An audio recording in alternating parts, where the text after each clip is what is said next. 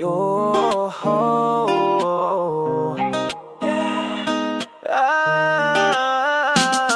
Ang buhay parang giyera, pagsubok kaliwat kanan. Gising sa umaga, agad trabaho ang laman.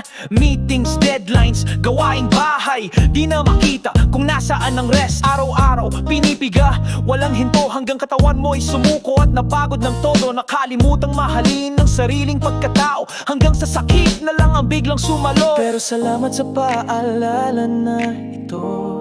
Sandaling huminto, tahimik na paligid na ito. Diyos ay bumubulong sa puso ko. Anak, pakinggan mo ako.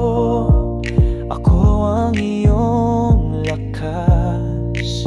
Sabi ng Salmo, be still. Ako ang Diyos na tayo. Huwag kang bibitaw. Ang buhay ay mahalaga, huwag mong sangin ito. Trabaho'y nandyan lang, pero buhay pag nawala. Huli na ang lahat, baka masayang lang. Kaya kapit ka lang, huwag kang bibitaw. Sa gitna ng bagyo, si Jesus ay nandyan.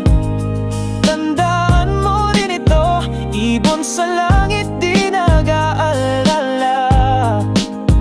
Dahil Diyos ang bahala. Tumingin ka sa damo at sa puno, sila'y berdeng berde. Hindi sila nagpapanik, ang ito'y sagana. Tayo pa kayang anak ng Diyos, ba't natatakot ka? Seek ye first, lahat ay dadagbak. Sabi nga niya, come to me, kayong pagod at nabibigatan. At sa piling ko'y makakahanap kayo ng kapahingahan. Kaya hayaan mo siyang magdadala ng pasanin ng tao, dahil siya ay laging bahala. Di ka nag-iisa, akala mo wala kang kasama. Sa katahimikan, nakita ko siya, naroon siya nagsalita. Buhay mo ay mahalaga, sabi ng Diyos, pahalagahan mo rin ba? Kapit ka lang, huwag kang bibitaw. Ang buhay ay mahalaga, huwag mong sayangin ito. Trabaho'y nandyan lang, pero buhay pag nawala. Huli na ang lahat, baka masayang lang. Kaya kapit ka lang, huwag kang bibitaw.